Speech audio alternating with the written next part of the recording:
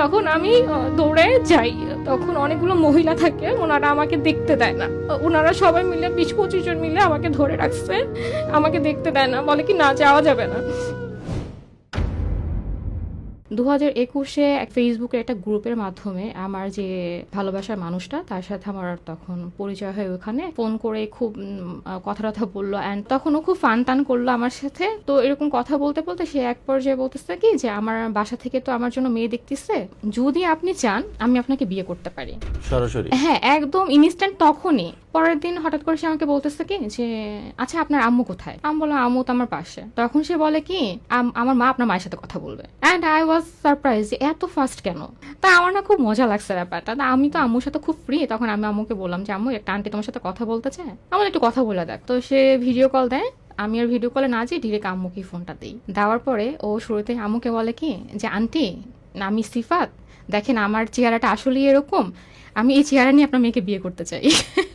আম্মু তো হাইসে দিছে যে ছেলেটা মানে শুরুতেই কেউ তো এইভাবে বলে না। তো ওর আম্মুর সাথে কথা বলে আমার আম্মু, তো তখন তিনি বলেন যে আচ্ছা ছেলে মেয়েরা নিজেরা কথা বলুক, বলার পরে হচ্ছে আমরা তখন ফ্যামিলিগতভাবে দেখব। কিন্তু অ্যাট দ্য সেম টাইম আমার সাথে কিন্তু সিয়ানের কথা হচ্ছে, কিন্তু আমাদের ছিল যে যদি ফ্যামিলি মানে আমরা বিয়ে করব, প্রেম হবে না। দেন হচ্ছে মানে ওদের সাইড থেকে কারো একজনের থ্রুতে আমার ব্যাপারে খোঁজ খবর নেওয়ানো হয়। ওকে বলতেছিল যে তুমি এরকম একটা মেয়েকে কেন বিয়ে করবা, যে মেয়ের ফ্যামিলি ব্যাকগ্রাউন্ড ভালো না, পরিবার থেকেই চাচ্ছিল না যে আমার সাথে বিয়ে হোক। তারপরে ও ঢাকায় আসবে বললো, আমিও বললাম ওকে। খুব শান্তশিষ্ট ভাবে দাঁড়ায় আসছে, চুপ করে দাঁড়ায় আমাকে পরে দেখে চিনে গেছে। তারপরে ওখানে দাঁড়ায় কি অবস্থা, কেমন আছো, কি করছো, এই ধরনের কথা বলে তারপর আমরা রেস্টুরেন্টে বসি, দুজন একটু কথা বলি। যথেষ্ট ভালো মানুষ মনে হয়েছে আমার কাছে, কারণ আমি যেহেতু ছোটবেলা থেকে ব্রোকেন ফ্যামিলিতে বড় হয়েছে ভাইয়া, আমি অলওয়েজ এক্সপেক্ট করতাম যে একটা পার্সোনালিটি সম্পন্ন একটা পুরুষ আমার জীবনে আসুক, যে আমার বাবার অভাবটা আমাকে পূরণ করে দিবে, অ্যান্ড হচ্ছে মানে একটা গার্ডিয়ান আসুক, অ্যান্ড একটা ভালো মানুষ আসুক আমার জীবনে। তারপরে সে আমাকে এলাকায় নামায় দিলে, এবং যখন ও আমাকে নামায় দেয় তখন আমাকে একটা কথা বলে যে ফারহানা, আমি এতদিন কনফিউজ ছিলাম কি করব না করব, মানে তোমার ব্যাপারে আমি আসলে কনফিউজ ছিলাম, কিন্তু আজকে আমার মাথা পুরো ক্লিয়ার। আমি আসলে যদি বিয়ে করি আমি তোমাকেই করব, তোমার মতন অন্য কেউ হইলে হবে না, আমার তোমাকেই লাগবে। তারপরে আমি ওখান থেকে বাসায় চলে যাই। তারপরের দিন সে হঠাৎ করে আমাকে বলে কি আমি তোমার বাসার নিচে আসি, আমি তোমার বাসায় তোমার ভাইয়ের সাথে কথা বলবো। হঠাৎ আমাকে কিন্তু জানায়ও নাই। তখন ভাইয়া বলে আচ্ছা আসতে বলো। পরে ও উপরে আসলো, ঘরে ঢুকি আমার ভাইয়ার হাত মানে দুইটা হাত দিয়ে জোর করে ধরে ভাইয়াকে বলতেছে যে ভাইয়া আমি এখন একটা বেয়াদবি করবো, আপনি কিছু মনে করেন না, আমি আপনার ছোট বোনকে বিয়ে করতে চাই।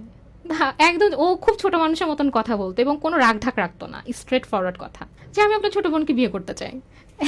তখন আমার ভাইয়া বলে কি যে তোমার তো ফ্যামিলি আছে না, বল কি হ্যাঁ, বলে কি তুমি তোমার ফ্যামিলিকে নিয়ে আসো, আমরা তখন কথা বলবো। চিটাগং ব্যাক করার পরে সে হচ্ছে ওর মাকে বলে যে তোমরা যে ধরনের ইনফরমেশনগুলো আমাকে দিছো, আমি তো ওর বাসায়ও গেছিলাম, ওর অফিসেও গেছিলাম, সবগুলো মিথ্যা ইনফরমেশন। ওর ফ্যামিলি ব্যাকগ্রাউন্ড আমি দেখে আসছি, ওর ফ্যামিলির মানুষজন যথেষ্ট পোলাইট, যথেষ্ট ভদ্র, আর ও অনেক ভালো, আমি ওকেই বিয়ে করব। ও তারপর অনেক চেষ্টা করে। দেখা যাচ্ছে একটা সময় আমার শাশুড়ির হয়তো একটু জেদ ছিল যে না আমি বিয়ে করাবো না, তুমি কেন করতে চাচ্ছ, আমি করাবো না, এখানে আমি বিয়ে করাবো না, কিন্তু ওর জেদ হচ্ছে ও এখানেই বিয়ে করাবে। দুজনের মধ্যে একটা ক্লাস চলতেছিলাম, এরকম করতে করতে একটা সময় ও গিয়ে আমার শাশুড়ির ওখানে যে একবার সে কান্নাকাটি করে দিছিল যে মা একটু দেখো তোমরা ওকে একবার দেখো, যদি ভালো না লাগে তোমরা মানা করে দিও। আমার শাশুড়ি, ওর বোন আর বোন জামাই আর এক খালু মিলে আমাকে দেখতে আসলো। তারা পরে কথাটা তো সবকিছু বললো। আমাকেও বলা হয় যে তুমি যদি ওকে বিয়ে করো নিজের রিস্কে বিয়ে করবো, আমরা কিন্তু এই ব্যাপারে আগাবো না, তোমাদের যদি ফিউচারে কোনো ঝামেলা হয় আমরা কিন্তু তোমাদের সাথে থাকবো না। তো এই ধরনের কথাবার্তা বলে ওনারা চলে যায়। তারপরে যখন উনিও দেখে যে ছেলেকে কোনোভাবেই আসলে ফেরানো সম্ভব হচ্ছে না, তারপরে আরো রিলেটিভরাও বলতেছে, সবাই বলতেছে যে আচ্ছা ঠিক আছে, চাচ্ছে যখন জোড়া তো আল্লাহ লিখে পাঠায়, তাহলে ভাবি দিয়ে দেন বিয়ে। তারপরে আসলো, কথা বলে ফিক্সড করে ফেললো যে নেক্সট ফ্রাইডেতেই বিয়ে। এরপরে 15 তারিখ আমার বিয়েটা হয়। শাশুড়ি তখন আমাকে বললেন যে এতদিন তোমার সাথে যা হয়েছে আজকের থেকে তুমিও ভুলে যাবা, আমিও ভুলে যাব, আমাদের সম্পর্কটা যেন সুন্দর হয়। তারপর আমাকে উঠায় নিয়ে যাওয়ার পরে আমার তখন একটাই টেন্ডেন্সি যে আমি কিভাবে আমার শাশুড়ি মন জয় করবো। তো সারাক্ষণ আমি তার সাথে থাকতাম, তার সাথে গল্প করতাম এরকম। এবং আমি দেখলাম বিয়ের পরে দেখলাম যে মানুষটা অনেকটাই অন্যরকম, আগের মতো না। সে আমাকে অনেক আদর করছে, ভালোবাসছে, এরকম। পরে আমি খুব সিভিয়ার অসুস্থ হয়ে যাই। তখন হচ্ছে আমার জ্বর 102 থেকে 103 থাকতো, আর সারাদিন শুধু আমার বমি হতো। এরপর আমি দেখলাম এই মানুষটা আমাকে মায়ের মতন ভালোবাসতেছে, আমাকে মুখে তুলে খাওয়াচ্ছে। শাশুড়ি মা, সে হচ্ছে আমাকে নিয়ে 2-3টা হসপিটালে দৌড়াদৌড়ি করলো, আমার হাজবেন্ডও। তারপরে আমাকে এসে বলে যে ফারহানা, তুমি মারা গেলে আমি হয়তো কোনোদিন বিয়ে করবো না, কারণ আমি হয়তো বাঁচবই না, কিন্তু আমি যদি মারা যাই তুমি বিয়ে করে সুন্দর একটা সংসার করো। আর প্রায় ও একটা কথা বলতো যে দেবো, তোমার আগে আমি মারা যাব, আমি তোমার বিচ্ছেদ নিতে পারবো না, আমি তোমার আগে আমি মারা যাব। এটা আমি, ও নাকি নামাজ পড়ে এটাই দোয়া করতো যে মানে আমার আগে যেন আল্লাহকে নিয়ে যায়। তারপরে তখন আমি যখন একটু একটু সুস্থ হওয়া শুরু করলাম, একদিন ও এসে আমাকে হাতটা ধরে বসালো, কপালে চুমু টুমু দিয়ে আদর করে বললো যে ফারহানা গেটটা আটকাও, আমি চলে যাচ্ছি। তারপরে হচ্ছে ও যখন চলে গেল, ও চলে যাওয়ার পরে না আমি তখন শুয়েছিলাম, কিন্তু হঠাৎ করে বিকেলে বা সন্ধ্যার থেকে আমার ভিতরে একটা অস্থিরতা কাজ করতেছে, ভাল লাগতেছে না, ভাল লাগতেছে না, কি করবো। এরপর আমি একটু শুয়েছিলাম, তারপর আমার হঠাৎ করে না মাথায় কেমন জানি খুব কবর কবর ওয়ার্ডটা খুব ভাসতেছে, কেন ভাসতেছে আমি জানি না, খুব হাসতেছে। এরপর ভাই আমি ওই যে হুমায়ুন আহমেদের জিন্দা কবর নাটকটা আছে না, বসে বসে ওটাও দেখলাম। দেখার পরে আঙ্কেল ফোন দিলেন, উনিও কোর্টে জব করতেন। ফোন দিয়ে আমার শাশুড়িকে বললেন জিয়ানের একটা অ্যাক্সিডেন্ট হয়েছে, ওকে হসপিটালে নেওয়া হচ্ছে, তোমরা যাও। এই কথা বলার পরে আমার শাশুড়ি জোর একটা চিৎকার দিয়ে নিচে বসে পড়ছে। তো বসে পড়ার পরে আমি আম্মুকে বলতেছি কি যে আম্মু কি হয়েছে, বলে কি জিয়ান একটা অ্যাক্সিডেন্ট করছে। তখন আমি বলতেছি যে না আম্মু, ওর কিছু হয় নাই, আপনি এগুলো কিছু হয় না, চলেন আমরা যাই। একটু আগেও যে মানুষটা আমি সোজা হয়ে দাঁড়াইতে পারতেছি না, হাঁটতে পারি না, আমার মেরুদণ্ডে এত ব্যথা, সেই মানুষ আমি ঠান্ডার মধ্যে আমি খালি পায়ে দৌড়াচ্ছি।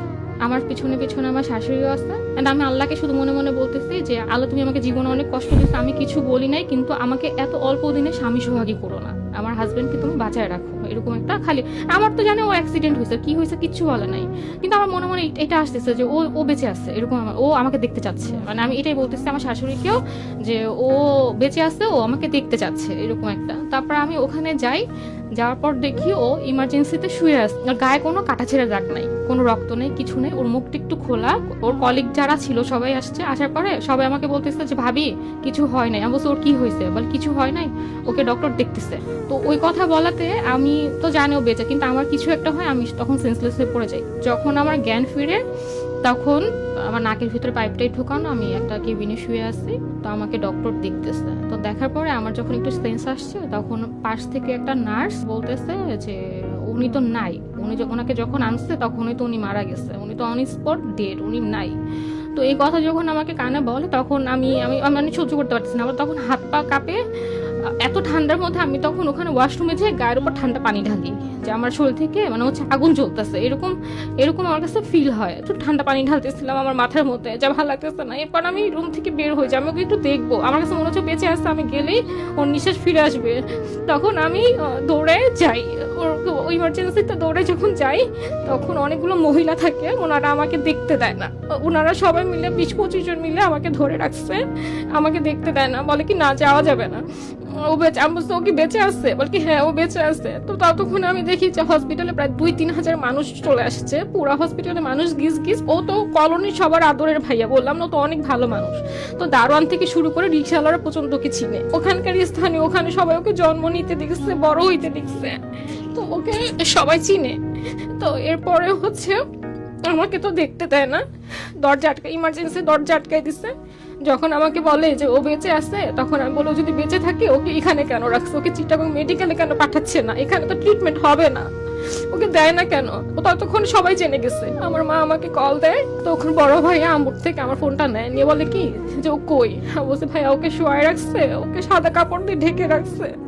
তখন আমার ভাইয়া ওখান থেকে বলে কি ইন্নালিল্লাহ পড়ে। তো আমি এটা বলি কি ও তো মারা যায় না, ওকে খালি মানে আমার তখন আসে না যে ওকে সাদা কাপড় রাখছে মানে ও মারা গেছে না, বলে ইন্নালিল্লাহ বলতেছে কেন, ও তো বেঁচে আছে। আম্মু ওখান থেকে ফোনে চিৎকার চেঁচামেচি করতেছিল, কান্না করতেছিল, কারণ কেউ মানতে পারতেছিল না যে আমি 3.5 মাসের মাথায় বিধবা হয়ে যাব। পরে একদম রাতে 2টা বাজে একদম শেষ বিদায় দেওয়ার মতো রেডি করে ওকে আনে অ্যাম্বুলেন্স থেকে। ওকে আর নামায় না, যেহেতু একটু হেলদি আর অনেক লম্বা, ওকে না রাতের বেলা নামায় না। আমি সবাইকে বলছি ওকে একটু নামান, ওকে একটু নামান, এই শীতের মধ্যে এরকম একটা বরফের মধ্যে রাখছেন, আমার জানটার কষ্ট হইতেছে, তো ওকে না নামায় না। তো আমি কি করব, আমি তখন গিয়ে কথা বলি, একটু তাকাও টুটু আমার সাথে কথা বলো, তো ও তো আর কথা বলে না। তারপর সারা রাত ওভাবেই গেল। ওকে দাফন দিয়ে আসার পরে আমার খাওয়া দাওয়া কথা সব বন্ধ হয়ে গেছে, আমি কিছুই করতে পারি না। আমার শাশুড়ি আমাকে অনেকটা, মানে তখনও ওনার যে ছেলে হারাই গেছে, ওনার ছেলে যে চলে গেছে, উনি ওই শোক বাদ দিয়ে উনি বলতেছে যে চলে গেছে গেছে, যে এটা বেঁচে আছে আমার তো ওরে বাঁচাইতে হবে। সে তখন, আমি তখন অসুস্থ, উনি তখনও আমাকে মানে এমন ভাবে টেক কেয়ার করতেছে, খাওয়ানোর চেষ্টা করতেছে, কিন্তু আমি কিছু খাই নাই, খাইতেই পারতাম না। আর আমার খালি শুধু হ্যালুসিনেশন হইতো, আমি শুধু ফারহানা ফারহানা ডাক শুনতাম ঘরের মধ্যে। আর আমার কাছে মনে হইতো যে ও আসতেছে, আমার দিকে তাকায় হাসতেছে, এরকম একটা ব্যাপার, যে ও হাসি দিচ্ছে আমাকে দেখে দেখে। মাসের পর মাস আমি শুধু রাতে সারা রাত জেগে থাকতাম, সিলিং এর দিকে তাকায় থাকতাম। তখন আল্লাহর কাছে শুধু ধৈর্য চাইতাম। তো ওই সময়টা আমার শাশুড়ি মায়ের যথেষ্ট সাপোর্ট ছিল। উনি না থাকলে আজকে ফারহানা হয়তো আমি বেঁচেই থাকতাম না। আমার মা অনেকবার ঢাকায় নিয়ে আসতে চাইছে, যে তুমি চলো ঢাকায় চলো, এখানে থাকলে আরো তোমার অশান্তি হবে, কষ্ট হবে, তুমি চলো।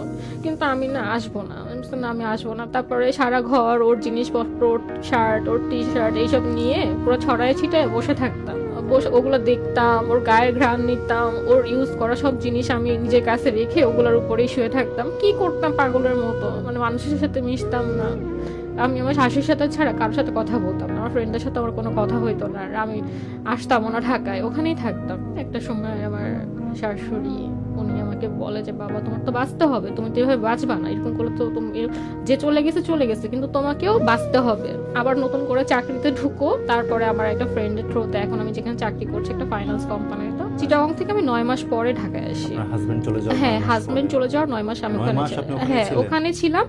এন্ড আমি ওখানে অনেক ভালোই ছিলাম। আমাকে বললাম না, আমার শাশুড়ি মা যেভাবে টেক কেয়ার করেছে, আমার মা মানে আম্মু তো, মা তো ভালোবাসবে, মা তো জন্ম দেয়, সে তো ভালোবাসবে, কিন্তু জন্ম না দিয়েও কিন্তু মা হওয়া যায়, সেটা আমি আমার শাশুড়িকে দেখেই বুঝছি। ইভেন আমি গেলে ভাইয়া, ওনার ছেলে আমাকে যে যত্নটা করতো, এখন উনি সেম যত্নটাই আমাকে করে। আমার তো 3.5 বছর আমি বহুবার গেছি, মানে আমি তো ঈদ ওখানেই করি, রোজার ঈদ আমি ওখানেই করেছি। হ্যাঁ, আমরা কি একটু শাশুড়ি মার সাথে কথা বলতে পারবো? হ্যাঁ ভাই, অবশ্যই শাশুড়ি মায়ের সাথে কথা বলতে পারবেন। খালাম্মা আসসালামু আলাইকুম। জি ওয়ালাইকুম আসসালাম। এত বেশি অবাক হচ্ছে আজকাল আমাদের সমাজে যা দেখি, আমরা যা দেখে অভ্যস্ত, জি বিষয়টা এরকম হয়ে গেছে যে বউ শাশুড়ি কখনোই ভালো সম্পর্ক থাকতেই পারে না। কিন্তু আপনি একজন বউকে কতখানি আপন করেছেন এটা আসলে বলে বোঝানোর মতো না। উনি আপনার এত প্রশংসা করেছেন, আপনার প্রতি অনেক শ্রদ্ধা, অনেক সম্মান। আপনি আসলেই অনন্য একজন মানুষ। তো খালাম্মা, আপনার কাছ থেকে আরেকটা জিনিস আমি জানতে চাইবো। এখনকার আমাদের চারপাশে দেখা যায় বউ শাশুড়ির যে দ্বন্দ্ব, এই ব্যাপারটাই আসলে আপনি কিভাবে দেখেন, আর এগুলোর সমাধান কি হতে পারে? এখানে আপনি কি মনে করেন যে বউদের প্রবলেম, নাকি মনে করেন এখনকার যারা শাশুড়ি তাদেরই একটু বেশি মাত্রায় ছেলের প্রতি দখল দিতে গিয়ে ঝামেলাগুলো তৈরি হয়? আপনার কাছে কি মনে হয়? শাশুড়ি হিসাবে এক একজনের মতামত তো এক এক রকম, সবার মানে মতামত তো একরকম থাকে না, বা সবার চিন্তা ভাবনা একরকম থাকে না।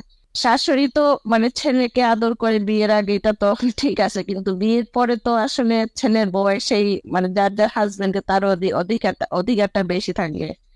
তো ওই সময় মা আসলে ছেড়ে দেওয়াই ভালো, মার এত নাক না গলানেই ভালো। আর ছেলের বউর সাথে যেভাবে চলবে, কোনো সমস্যা যাতে না হয়, মা দেখবে, মা গার্জিয়ান হিসাবে দেখবে, কিন্তু মা নাক গলানোটা, বেশি নাক গলানোটা আমি মনে করি ঠিক না আর কি। যেমন আমার বিয়ে, মানে আমার ছেলের বিয়ের পরে ও যখন আসছে, ওই তো সিয়ানের ভালো মন্দ সবকিছু দেখছে। তখন আমি মাঝে মধ্যে দূর থেকে দেখছি যে ওরা কি করতেছে না, হয় পর্যবেক্ষণ তো করতে হয় কি করতেছে না করতেছে, ওটা আর কি। এখন হুট করে ওরা এক জায়গায় বের হলো, হ্যাঁ যে আমরা এই তোমরা কেন বের হলো, কোথায় গেলে, একটা কোথায় গেছো, কি করছো না করছো, এত ডিটেলস তো আমার জানার দরকার নেই।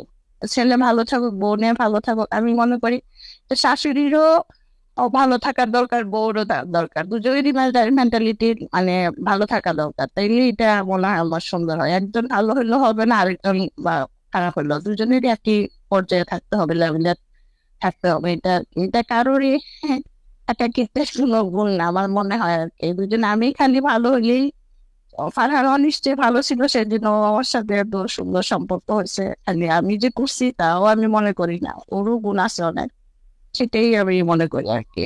ছেলে যাওয়ার প্রায় 4-5 মাস বা 6 মাস পর থেকে মানে বলতেছি যে আমার আমার বলতে ইচ্ছে করে না, আমার মন তো অনেক কষ্টই লাগে। তারপর আমি বলি যে তুমি তোমার জীবন গোছাও, কিন্তু ও তো কথা শুনে না। ও তো মানে এখনো আমার ছেলের প্রতি ওর বিশ্বাস, ভালোবাসা, মনে হয় যেন আমার ছেলে ওর কাছে চলে আসবে, অতটাই ভালোবাসা আমার ছেলেকে। আমি কি বলবো, আমি আর ওকে ওকে এখন এসব কোনো কথা বলতে পারি না, বললে আমারও অনেক খারাপ লাগে। আমি বলি না, আমি বলি যে আমি নামাজ পড়ে দোয়া করি তোমার ভাগ্যটা ভালো হোক, সুন্দর হোক, তুমি তোমার ভাগ্যটা ভালো করো, সুন্দর করো, মন খারাপ করো না, মন ভালো রাখার চেষ্টা করে, এসবই বলি ওকে।